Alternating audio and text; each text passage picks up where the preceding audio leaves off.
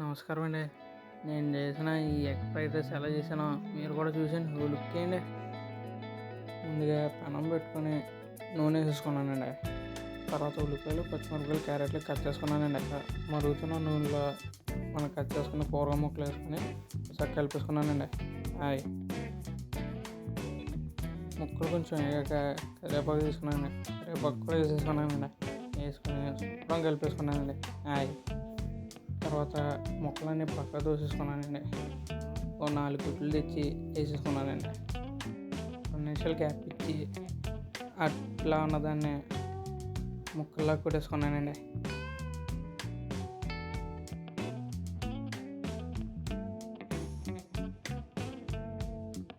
ఫుల్గా వేగిన తర్వాత పక్కన ఉన్న ముక్కలు కూడా కలిపేసుకొని ఫుల్గా వేపుకోవాలండి.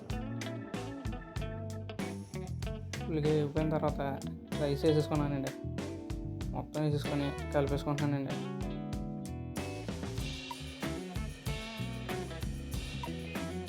కలిపేసుకున్న తర్వాత తగినంత కారం కూడా వేసేసుకున్నానండి.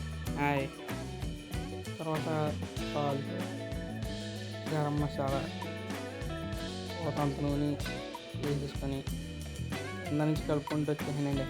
హాయ్ ఆ తర్వాత నాకు ఇలా వచ్చిందండి. చూడడానికి మంచి స్మెల్ అనిపించిందండి బాబు నాకు. అన్నట్టు మర్చిపోయానండి, ఇదంతా ఫుల్ ఫ్లేమ్లో పెట్టుకొని ఫుల్ కలిపేసుకోవాలండి. హాయ్ ఆ తర్వాత నాకు ఇలా వచ్చిందండి. మొత్తానికి రెడీ అయిపోయిందండి. తర్వాత ఒక ప్లేట్లో తీసుకుని తినడానికి రెడీ అయిపోయానండి. హాయ్ మీకు కనుక ఈ ఫ్రైడ్ రైస్ చేయడం నచ్చింటే లైక్ చేసి సబ్స్క్రైబ్ చేయండి కొద్దిగా. హాయ్